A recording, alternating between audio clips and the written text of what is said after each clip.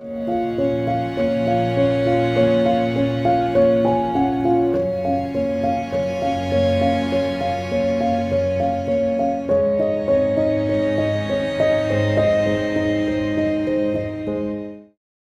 so good to see some familiar faces and new faces tonight. We had this idea to do this lecture in the winter, and I got a little bit busy, and then it was proposed for the Fredi Schiff over the summer, which is great because there'll, of course, be more of a turnout. And, you know, it's hot outside, but we're going to be in a very cool contemporary space here. And basically, I'll just give you a little, before I start the slideshow, I'll give you a little bit of background about what you're going to see. It was designed to expose the Provincetown and Outer Cape community, the art community, to a broader scope of contemporary art. Here we're in a room with these beautiful Stephen Pace paintings, who was a second-generation abstract expressionism. And as most of you know, Provincetown is deeply rooted in the Hoffman School, the New York School of the mid-20th century, along with early American Impressionism, the late 19th century and early 20th century of Charles Hawthorne. And that is all a wonderful legacy, but my idea is to show you what's going on very currently in contemporary painting. And I define painting very loosely as people who use painting in the bounds, the traditional bounds of a rectilinear frame, such as these paintings you see in this gallery, or push it into a more interdisciplinary action of sculpture, photography, performance, and site-specific work. So some questions will arise about what is happening today. I'm going to periodically read from notes. This is not all going to be ad hoc. And you'll see painting that is working in a post-postmodern, pluralistic, technological, and global art world. And an emphasis has been placed on a diverse group of artists here to step outside the bounds of white male painters who have dominated the canon of art history since the early Italian Renaissance. Thank you. The diverse scope will also present non-white women artists, queer artists, and international artists. An artist using painting, and I define that loosely, was chosen for each year from 1989 to 2019. In 2013, I did give this lecture, and it was the same idea, 30 paintings, 30 years. And so we started in 1983, we ended in 2013. So some of you that were at that lecture, I think you were at the lecture, I remember you being there. I don't know if you remember. But you might see a little bit of crossover, but I tried to make this new, and it was good for my own research. And I don't claim to be an expert on contemporary art, but nor am I a historian. I'm an artist.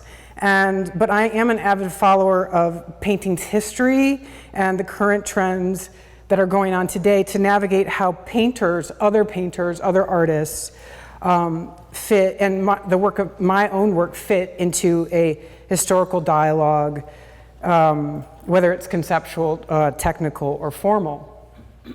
So how do we fit as painters into the whole history of painting and the recent history of painting? Please silence your cell phones. You can use your cell phones to make some notes, or if you have a notepad, that's great. I will ask you to refrain from making comments or asking questions during the slide talk, just to promote the flow of the slide talk. And then after, we will open up a period of questions and comments, okay? So here we go.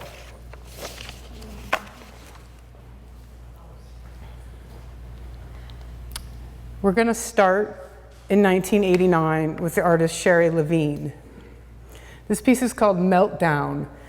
Each panel is 24 by 18 inches, and the titles are consecutively After Duchamp, After Kirchner, After Mondrian, and After Monet. These are woodcut prints derived from canonical paintings by 4 early modernists previously mentioned. So what Levine did was she photographed a reproduction of each so-called masterwork, scanned the photos, and now this is in 1989, this is before the digital age, keep in mind. Scanned the photos, reduced each digital file to 12 pixels. You'll see a grid of 12 forms, or 12 squares there. And she did this by using a computer program at the time. These simplified images eliminate detail, brushwork, or distinguishing formal traits among the original masterworks, which transforms them into abstract variations. Since her emergence in the early 80s, Levine has been invested in questions of artistic originality, pioneering appropriation art by making copies of works by well-known 20th century male artists and claiming them as her own work. Her groundbreaking approach has influenced many artists of today by inheriting Shari Levine's fluid relationship with images and her skepticism towards the concept of originality. So this is after Marcel Duchamp, after Kirchner, and after Piet Mondrian.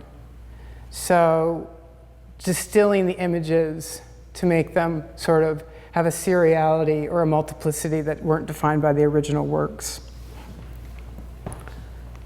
1990 brings us to Keith Haring, the very year of his death from AIDS.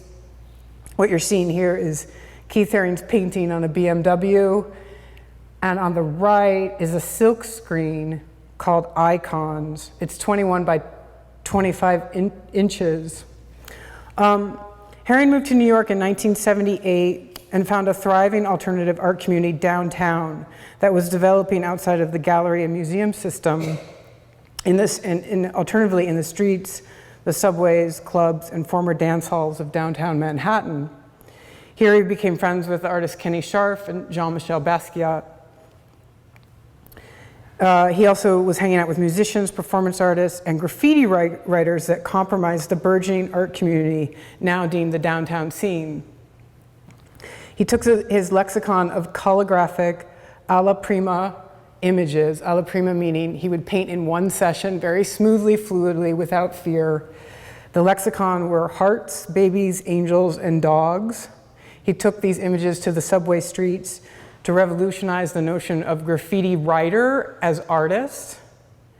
And Haring showed early on in the famous Times Square show in 1980 with a group of artists called Collab, whose gritty, radical DIY and pop art influence, graffiti and pop art influences included the likes of David Hammond, Jenny Holzer, and Kiki Smith, to name a few.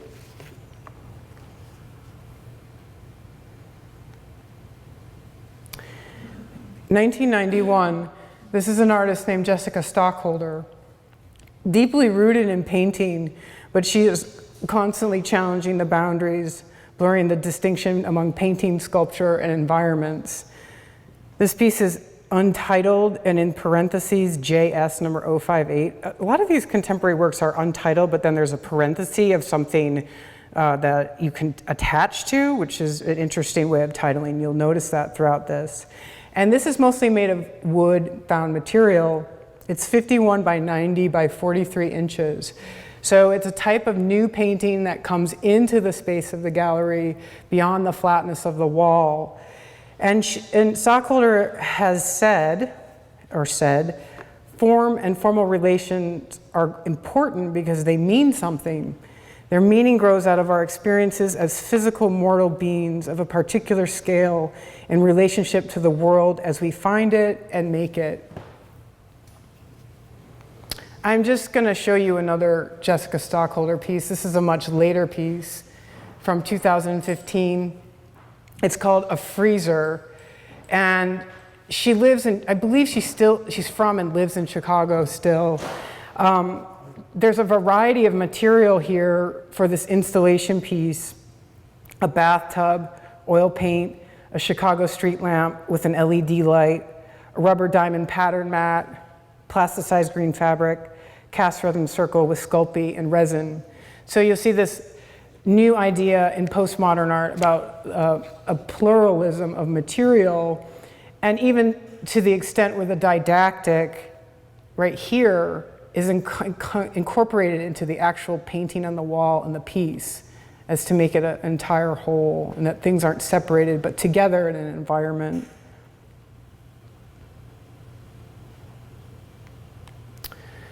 This is an artist that was also associated with Keith Haring's downtown scene named Jane Dixon.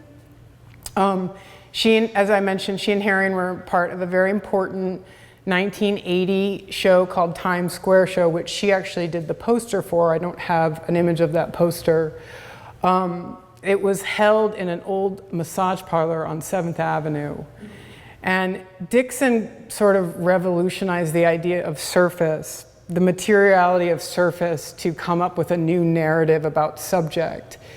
The piece on the left is called Witness.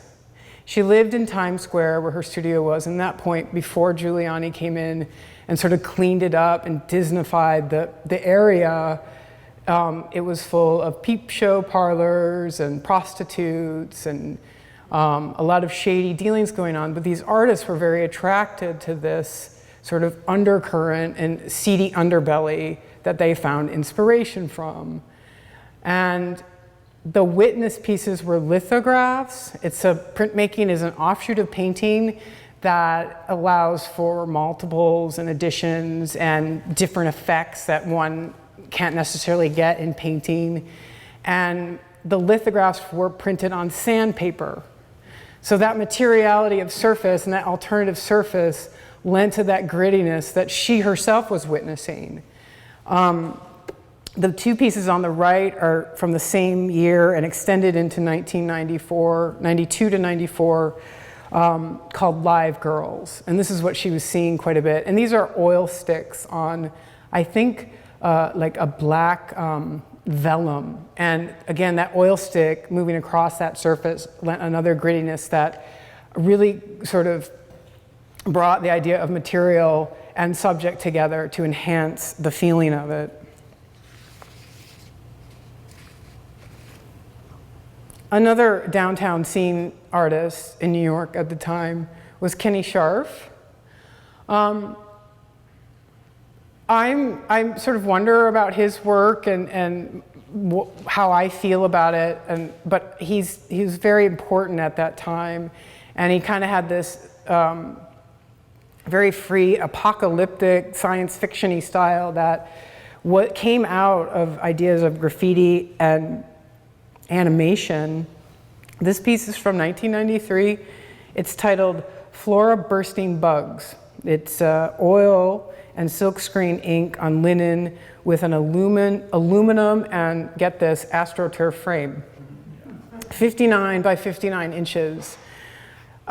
He was into the DIY practice that came out of the downtown scene. He brought together painting, sculpture, fashion, video, performance art, and street art. He grew up in LA, or Southern California, where he was sort of fascinated by television and the futuristic promise of modern design.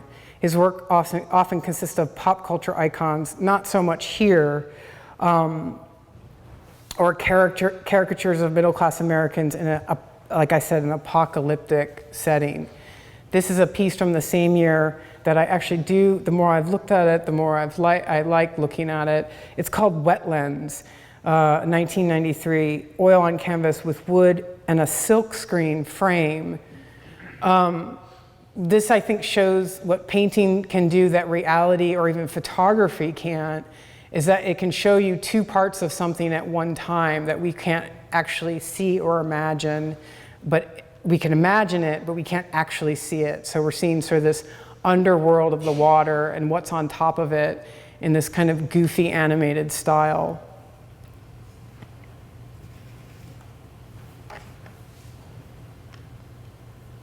I chose this piece by April Gornick, 1994, before the storm came last week. And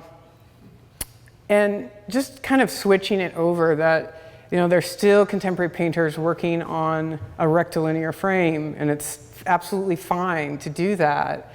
And April Gornick, for years, has been making landscape paintings.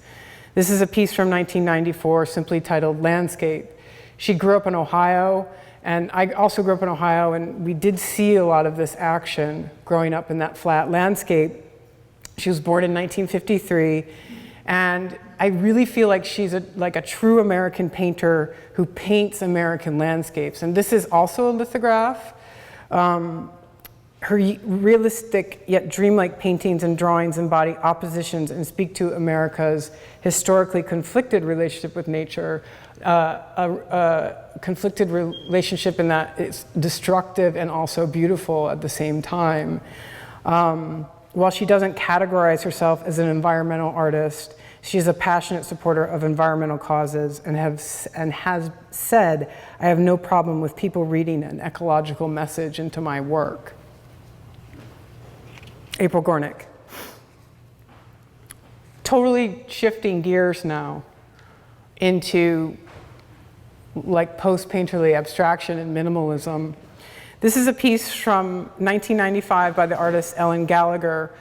Ellen Gallagher actually did her MFA at the Museum School in Boston, very close by, and this piece was in the 1995 Whitney Biennial. It's untitled. It consists of collage, graphite, colored pencil on paper mounted on canvas. It's quite large, 84 by 72 inches.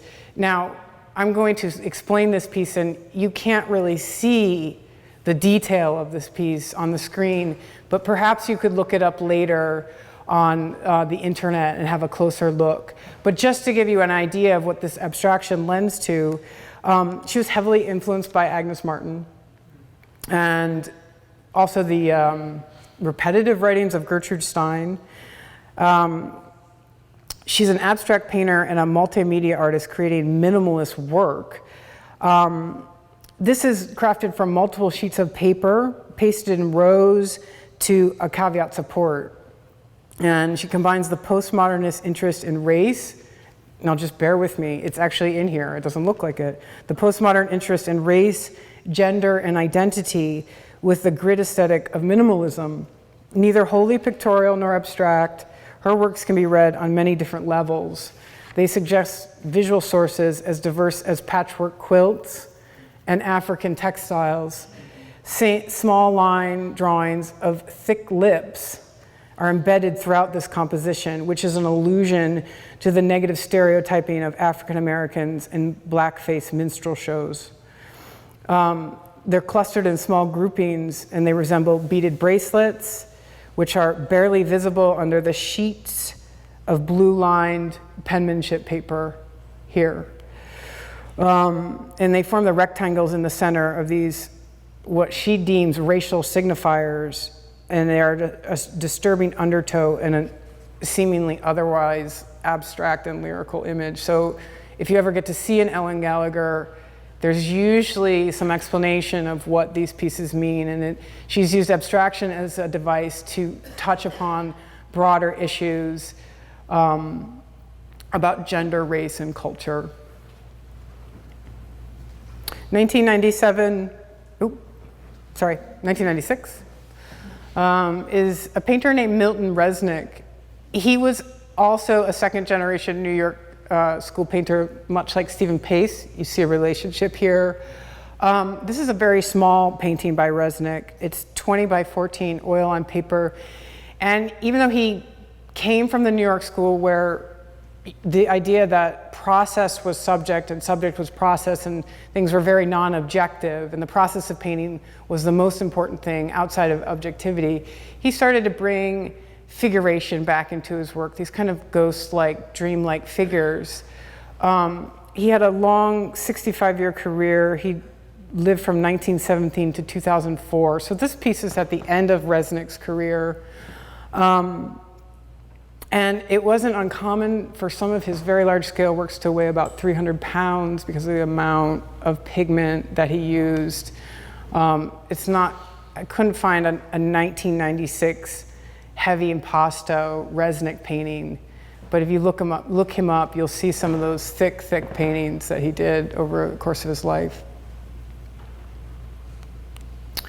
This is an artist named Sue Williams. She's British and she lives in Wales. This piece is from 1997. It's called Red Flouncy or Go Team. And it's an oil and acrylic on canvas. It's big, 82 by 104, like a lot of Williams pieces. Williams did in her early career a lot of very difficult drawings and little paintings of women suffering from abuse, rape, and all sorts of trauma. She eventually abandoned the heaviness of that realism and started investigating this abstract body of work. She says, my present work stems from a desire to visually explore and understand issues related to the feminine ideal, to the desire to change body shape, the pressure to create perfection, and to compromise a personal identity. So upon closer look of these abstract works, you see these curvilinear contours and fragmented almost body parts that are interacting with each other, and the predominantly red, orange, and pink palette does lend to that idea of body parts in action. And if you do look at her early work, you'll see how these are related in her departure from realism in order to express kind of these more formal elements, but also with a deeper meaning.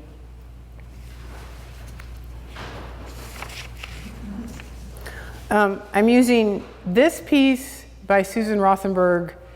She did it over the course of 1998 and 99, so I'm going to use 2 years here. But I have 2 slides for her. This is called August 16th. It's very large, 52 by 61 inches. She's a baby boomer born in 1945 and lives with the pioneer video artist Bruce Nauman in New Mexico. That's her husband.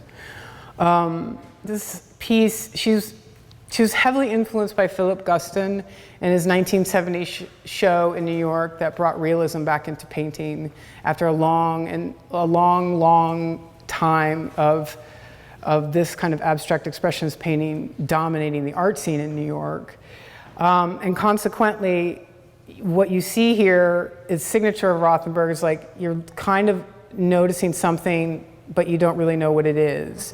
It could be a limb, it could be the head of a bird, something like these fragmented shapes floating in the ground, but very rooted in figuration.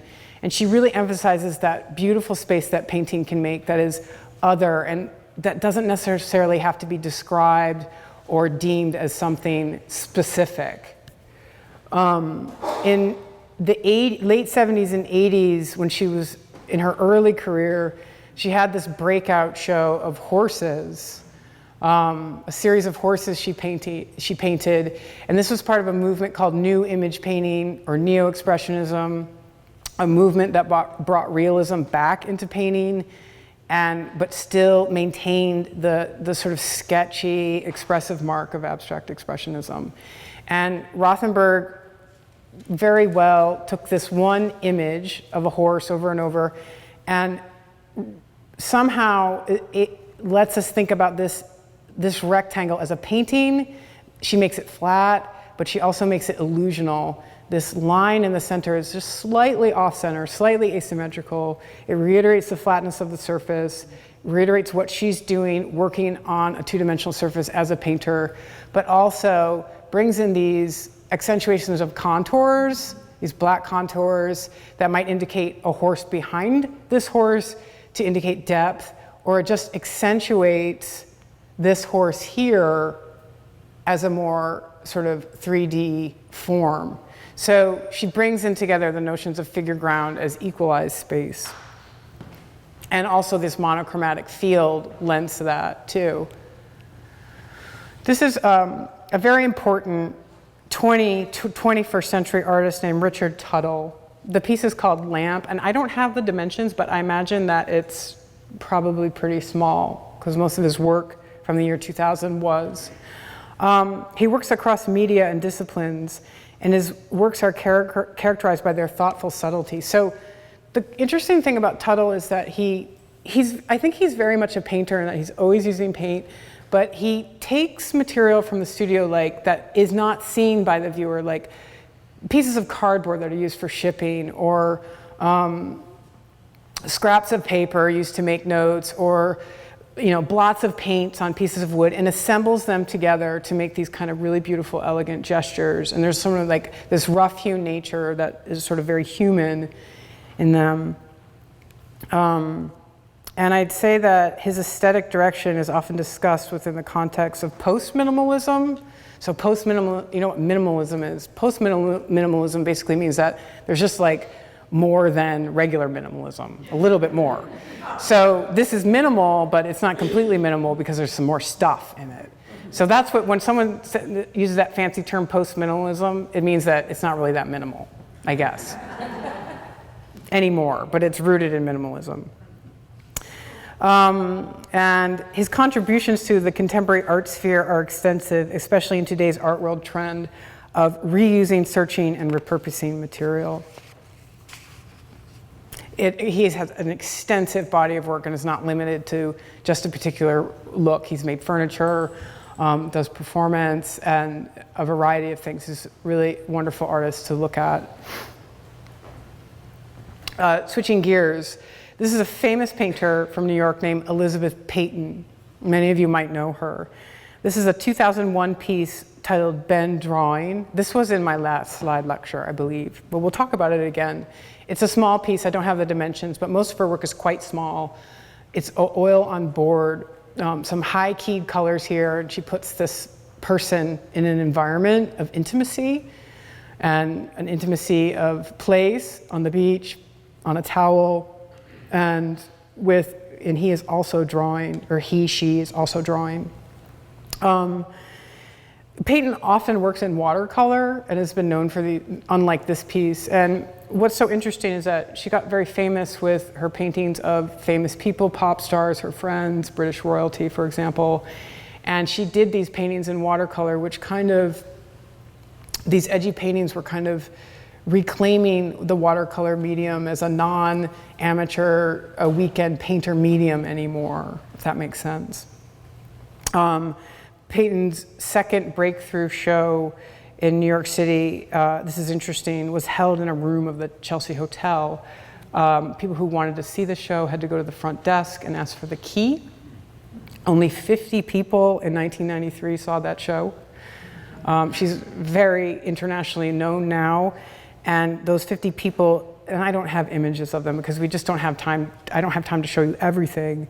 They viewed her mostly charcoal and ink drawings of Napoleon, Marie Antoinette, and Queen Elizabeth. So you can look up that In the Know show at the Chelsea Hotel by Elizabeth Peyton. It's called A New York Moment, I think, something like that. Okay, so this is a Generation X artist born in 1974 named Trenton Doyle Hancock. It's called A Sturdy of Lou, Sturdiloo.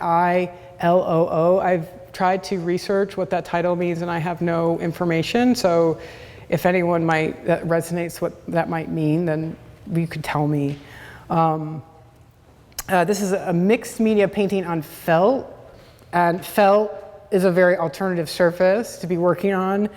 Hancock makes prints and videos, drawing, sculptures, individual performances, and collage felt paintings, as you see here. His influences include comics, graphic novels, cartoons, music, and film, and he displays a contemporary pluralism of material and imagery, and is certainly embedded in 20th century abstraction and probably the likes of Stuart Davies, early 20th century modernists. Not a very good slide, but an important painter from 2003 and working today still in the 21st century, Ross Bleckner. This is a series of work on a very large scale that he did. He did many of these paintings. They're titled Inheritance, 72 by 72 inches, a square, a very large square. You're seeing a very blurred vision of poppies floating through space. And I did talk about this in my last talk, but I think that's really important. And what he was doing was responding to the post-AIDS crisis. And of course, poppies are used as a memorial flower. And Bleckner said he sees the flowers as the figure that most closely embodies the relationship between mortality and the human condition, the life and death of a flower. He says, "It is this figure that will come to exemplify the relation between darkness and light, abstraction and figuration, and epitomize the psychological object of desire, the flower's fragility and transience." They're very beautiful works, Inheritance. And they're very uniquely painted. He has this capacity to make an application that's kind of blurred out and then focused at the same time. I love this picture. This is a shot of Bleckner working. And, he's on the phone and he's just sort of like casually making these gigundous cell paintings. And probably, the old studio phone or whatever. So there he is. Moving on to the digital age and Julie Meru. Often you can see Meru in museum spaces now. She makes very large works, mural-like works. This piece is called Stadia 2, it's like stadium. It's 108 by 144 inches. Sorry the slide is so small. I wish I had a better sense of it, but I'm working with whatever I could get right now. But you do have a sense of, this is actually, yes, acrylic ink and acrylic on canvas. And she overlays architectural plans, diagrams, and maps of the urban environment with abstract forms and personal notations, these little swirls and things like that. Stadia 2 is part of a triptych of works created in 2004 and explores themes such as nationalism and revolution as they occur in the worlds of art, sports, and contemporary politics. Julie Meru. This slide is off color, but I have another one that'll give you a better idea. This is a sculptor from Ghana, and although classified as a sculptor, I think his work is very much like painting too, and particularly in his use of found color. His name is Tsui. He's a very important artist of today and considered one of the most important artists in African art history. The piece is a beautiful title called Some Still Come Back, and it's made of aluminum and copper wire, but more specifically, the aluminum are parts of bottle caps that he's found. Here's a detail. So he kind of like rips them and tears them and reassembles them. And he tends to work like a painter with wall hangings and acute attention to found color, as I said. His use of these materials reflects his interest in reuse, transformation, and as a desire to connect to his continent while transcending the limitations of place. His work integrates the history of colonialism, the use of the bottle cap, and draws connections between consumption, waste, and the environment, and also alludes to African fabrics and drapery. This is another Tsui. It's not Some Still Come Back, but it's a piece I want to give you an idea of how these things kind of hang and why I think they're categorized as painting as well as sculpture.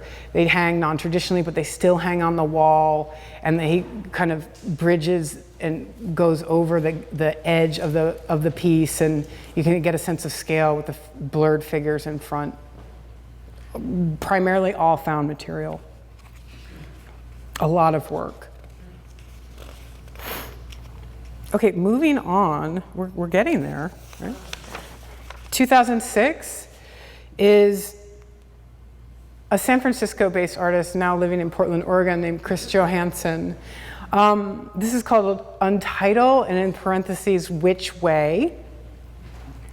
This is I'm gonna go back and forth between these two pieces. This is another Johansen. He's pretty versatile artist. He works in abstraction and figuration. I'll go back to this for a second. While living in San Francisco in the 90s, Johansen was one of the leading members of the artistic community called the Mission School that arose in the Mission District in San Francisco, and that became the center of the exhibition Beautiful Losers that toured North American museums from 2004 to 5. There's a great documentary film called Beautiful Losers about these really interesting groups of artists who came out of the Mission District in San Francisco in the 90s, and it wasn't coined the Mission District until like a few years ago. But at the time, they were kind of up against technology, and they wanted to embrace handmade objects and DIY culture, and graffiti as well, which was like, here we are about 15 years after the downtown scene in New York, and they probably most certainly were aware of that, and Johansen was one of them. And he was never formally trained, and he really took a lot from folk art and graffiti, and has this kind of like unabandoned styles. He's an extremely prolific artist. You'll see him in Beautiful Losers, the documentary, and I really enjoyed seeing his approach to work, and he's extremely funny, yet he has a sort of ironic and dark side to his work, and despite a kind of sense of humor. I think what this says is something like, I'm having such a fabulous day and everything's going smoothly. Meanwhile, these people are all stepping on these other people. So it kind of talks about human relationships and how humans are homogenized yet individual.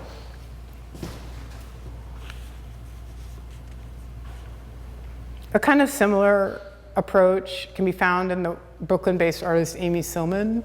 Sillman had a wonderful show at the Institute of Contemporary Art in Boston in 2014, where she showed, we're at 2007 now, where she showed this series of work called Couples. And this title is L and M V3. L and M are the first initials of the intimate couple that she was drawing from life. She was sitting in front of her friends who were couples and drawing them. V3 probably means version 3.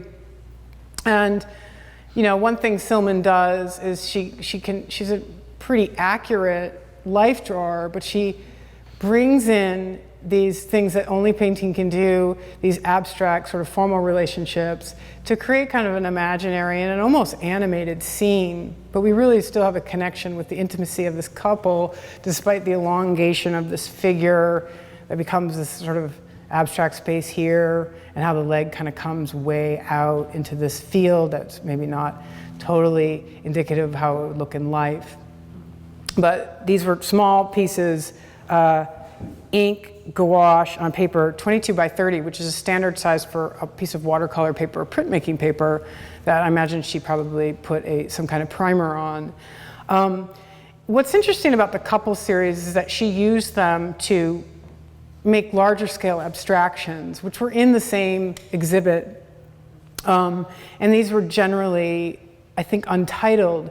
But what she would do is she would take that original couple drawing and see some forms and relationships and dynamic lines and things that she could take into abstract paintings. So we don't any longer have a sense of the intimacy and the relationship of the couples, but we have a dynamic sense of how those forms relate to each other. So something about her relationship with the couple in the first place comes into the emotionality of these pieces, which is an interesting way to approach abstraction that actually derives from life.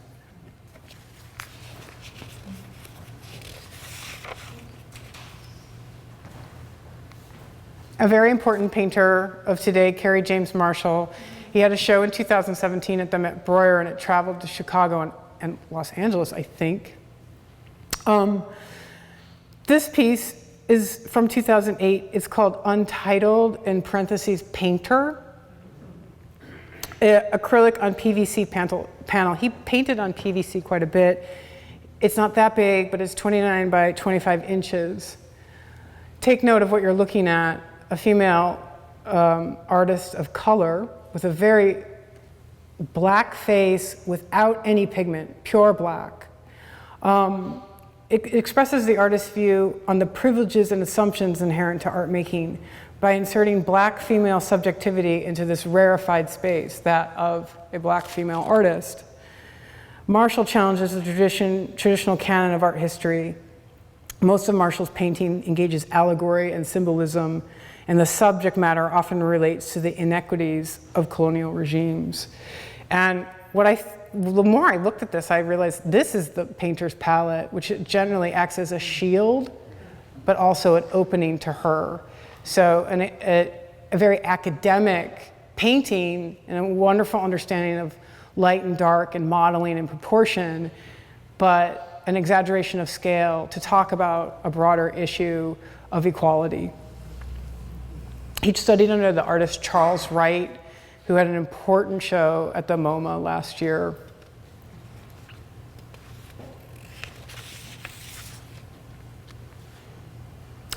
This is the infamous Dana Schutz from 2009, and I'll tell you why she's infamous if you don't already know.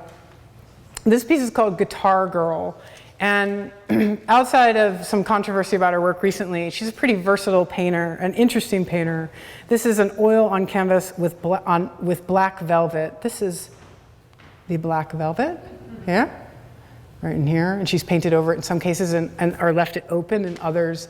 Definitely a riff on Picasso's Guitar Players. And she lives and works in Brooklyn, New York. She is known for her humorous, gestural paintings that take on specific subjects of narrative situations as a point of departure.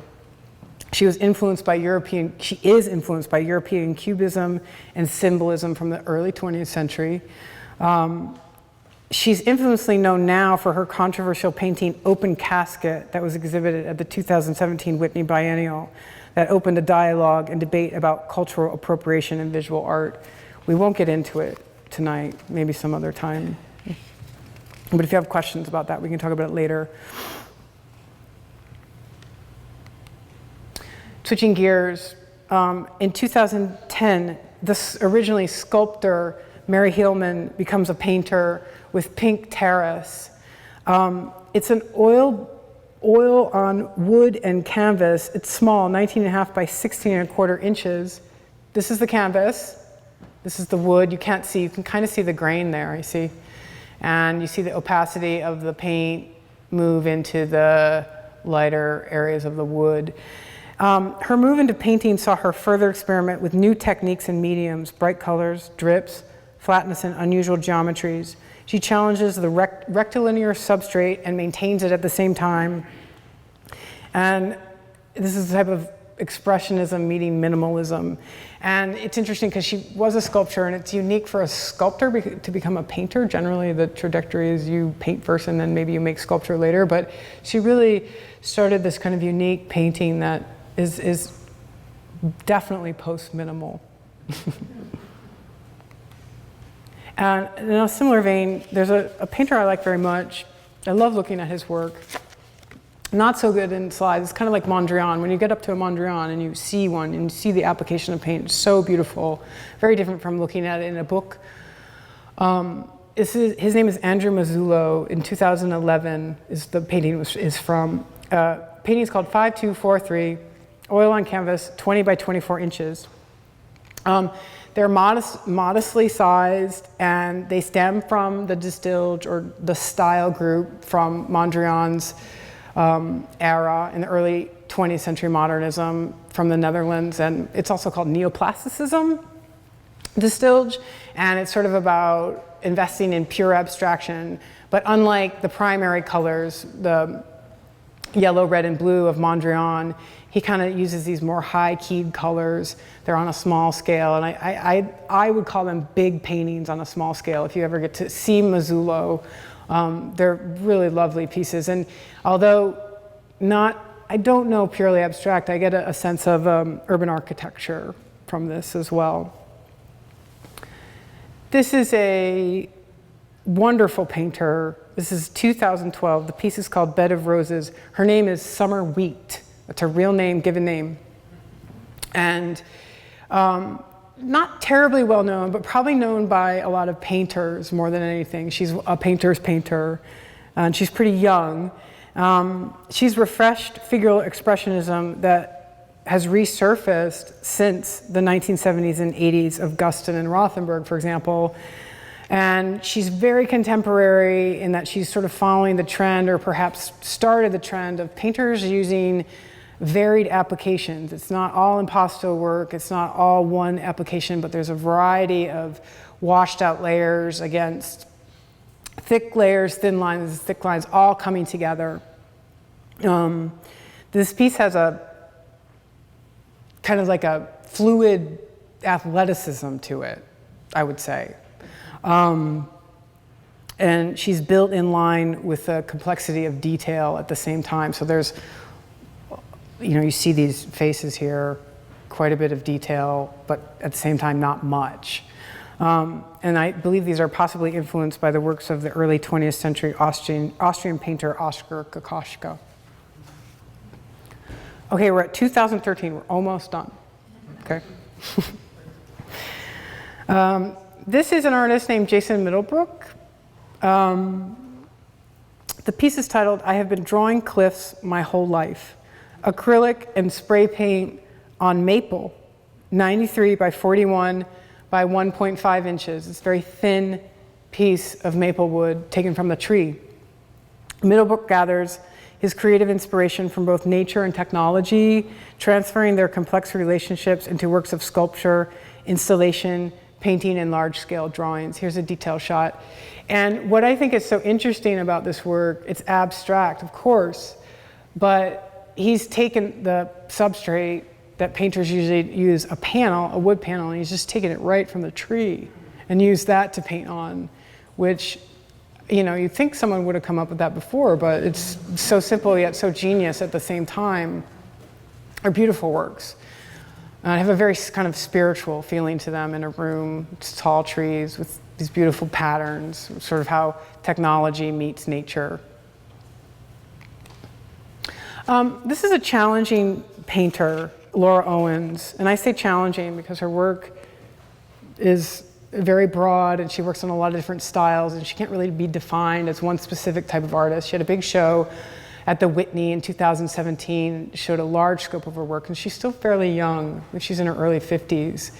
And the piece is untitled, and she's a very versatile painter. And I say that a painter should be able to paint in a lot of different types of painting medium, not just one.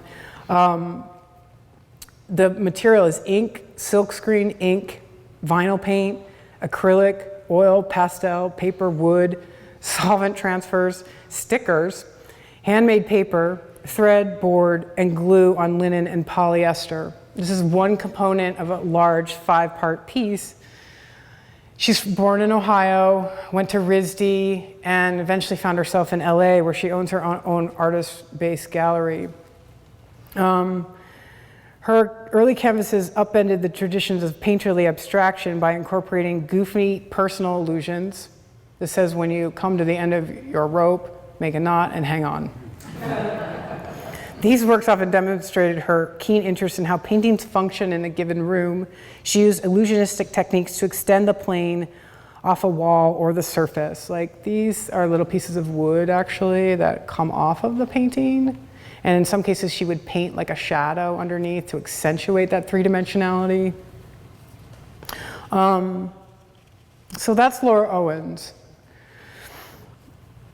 A new discovery for me recently is a painter who was teaching at Yale for a while and has now come out to California. I believe to Cal Arts in LA. Is a slide's not doing it justice. Her name is Annabette Bees. This is a piece from 2015. She was born in the South, I believe in Georgia, and she was heavily influenced by a really interesting artist named Thornton Dial. I don't know if any of you know him, but beyond that, what you're seeing here is a shag carpet from the 1970s.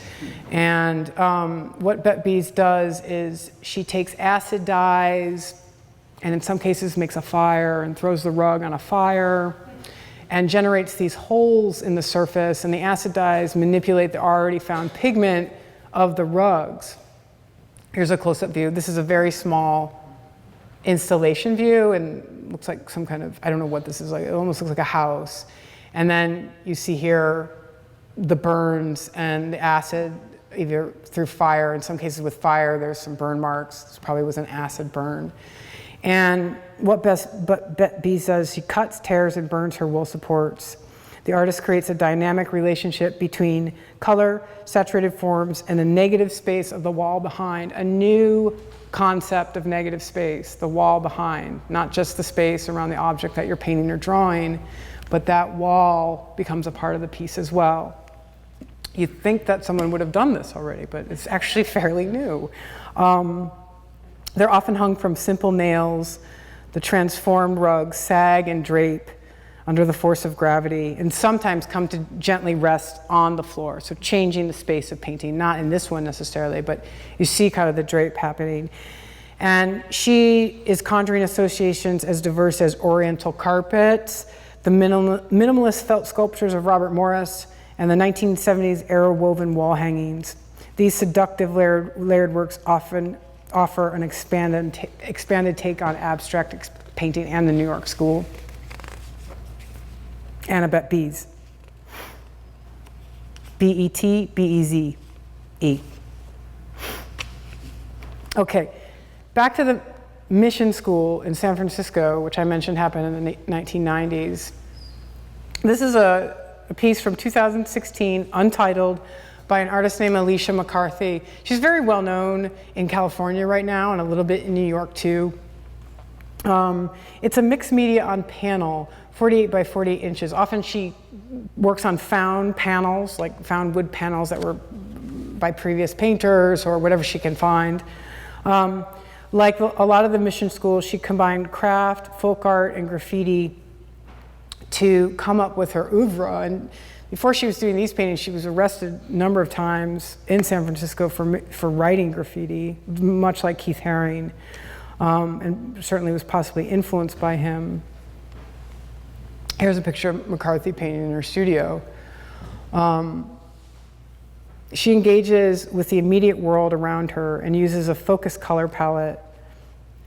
Her work transforms found wood surfaces into bursts of color, geometric blocks, and woven patterns that often emphasized by text and spray paint, not necessarily in this one.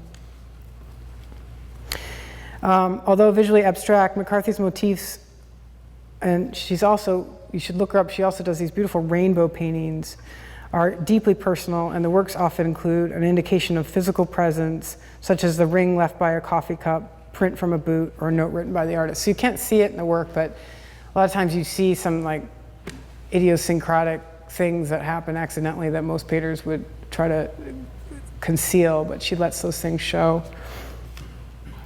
2017, Henry Taylor's piece, it's quite large, 84 by 72, Cicely and Miles visit the Obamas. Now you might be wondering who those people are, and you might know. It's an acrylic on canvas. He was in the 2017 Whitney Biennial. It portrays the actor on the left, Cicely Tyson, and the jazz great Miles Davis. Now, the piece was done in 2017, very recently. Henry Taylor's visionary color-blocked image shifts time, imagining a visit between two power couples. 20th century cultural legends spending time with today's most influential history-making cultural figures. This alludes to early 20th century realism, that of Grant Wood and American Gothic. He's a beautiful, expressionistic, loose painter that works in acrylics and is emerging pretty widely today. A difficult image. This is 2018, the artist Nicole Eisenman. She's a New York, Brooklyn-based artist. After the recent presidential election, Eisenman decided to take it upon herself to make a series of work called Angry White Men. This piece is called The Shooter, ink, charcoal, oil, acrylic, and pencil on gessoed paper. It's 41 by 34.5 inches. She places us in front of a firearm aimed directly outward, so that to look at the drawing is to stare down the barrel of a gun. Heavily influenced by Philip Guston, a new image painting of the 1970s, she shows us a chilling reflection and confrontation of today's polarized debates about gun control. And the shooter is smoking a cigar or something like that. Lastly, I had to come up with an artist from 2019. And a lot of times artists who have work from a current year don't really have the work released. So it was hard. And I saw Eric and Mac recently. I saw some images of his work. He I'll show you a site-specific piece to end the slide talk. He refers to himself as a painter, yet his works rarely observe the medium's traditional canvas to stretch or format. Notice the fabric and clothing hanging on the walls to make a composition. Mac's tactile assemblages, created from a dynamic combination of used textiles, worn clothes, moving blankets, and torn rags, alongside photographs and pullouts from books and magazines, which you can't really see, but if you get up closer, there's some media image there, extend and transform the notion of painting. This year, he installed a piece, a site-specific installation at the Brooklyn Museum called "Let Me Walk Across the Room," a poetic title for an abstract installation. He said, I wanted to build a painting structure that would embrace this architecture, that would be contingent on the architecture and would change the way that people engage in the space and see the space from a given vantage point. But I chose the fabric because it was slightly transparent. So it wasn't about opaqueness or an immediate opaque gesture, but rather a gesture that deals with transparency in the space. So I was thinking about an overlay of patterns that could flatten out as a decorative point, but through their depth, create some markers of distance and closeness. Let me walk across the room. That's all I got. Do it yourself. What does that mean? Why is one painter DIY and another one not? I think it's not so much about the process of the painting, but it's more about the culture of DIY that you're making things instead of relying on everyone else. And it's kind of the ethos of the painter as well. The painter comes with that. Does that make sense? DIY culture meaning if you found a broken bicycle on the street, you would fix it up rather than take it to a bicycle shop. And to make paintings that really sort of speak to an audience or speak to who you really are, what you want to convey, you have to kind of approach it in a similar way. It's not so much that a painting is DIY. All paintings, I think, would be DIY, right? It's more about the culture of DIY that was a big part of the early digital age and eBay, people finding things on the street and fixing them up to make a meager living on eBay, for example. And I think that mission school and New York school, they were poor, they didn't have any money, so they had to find creative means of supporting themselves, and whoever they were observing in DIY culture was probably inspiring their work. It's a good question. It's a really good question. Does it mean that they're generally not formally trained? Not necessarily. Some of them weren't formally trained, but a lot of those downtown scene artists were formally trained. Chris Johansen was not, but a lot of the mission school artists went to art school. So, but I think the ones that were formally trained, like the fact that they were working around people who weren't formally trained, I imagine. Jeff, and then I'll get you second. Do you think in a general way, women artists and men artists do abstraction differently? And if you do think that, what do you mean? No, I don't think that. I just think that artists do abstraction differently. I think we could say that whatever hormones was feeding into work, but no, I don't. It was amazing to me, like with all artists I know, students, everybody does something uniquely. So, yeah. How did you select the particular artist that you chose, and what process did you go through? It's mostly artists that I like looking at, and also artists that I'm challenged by. Like, I don't necessarily have, I don't really like to prescribe the word like or not like, but I don't necessarily, like Kenny Scharf, I don't know that I want to live with Scharf's paintings, but I sort of question like why he is so renowned, and he actually is a really very acute painter, but Just the artists I've come on through over the years, and the challenging part was like I had to deal with each year and a piece that was made in that year. So a lot of times if I chose an artist, I couldn't find something that resonated with me. So it was just more like a backlog of information, and I thought, oh, you know, this is 1995, and I looked at previous biennials and things that were going on in different parts of the country just through research, and I'd find one thing and something would lead to another. So some of the things are very new for me too, but mostly it's just stuff that I've come across and stuff that I find, you know, interesting, and mostly I want to have a variation of work. So that was challenging. Yeah. I've noticed with the one exception of the Ghanaian artists, these are primarily Western. Northern Europe and so on. And Ellen Tsui is Western. well, he's Ghanaian. Yes. Yes. The artists are primarily Western. Yes. Yes. He's the exception. He is the exception. Yes, in your presentation. Yeah, they're mostly Americans. Right. Yeah. I Yeah. wondered about that, given Yeah. the Venice Biennale and all the wonderful, Yeah. international, the artists that we've come to know. I wish I could include everybody. And, you know, I'm sort of mostly invested in American painting. But, yeah, you're right. It is mostly Western. Yeah. Anyone else? Okay. Thank you.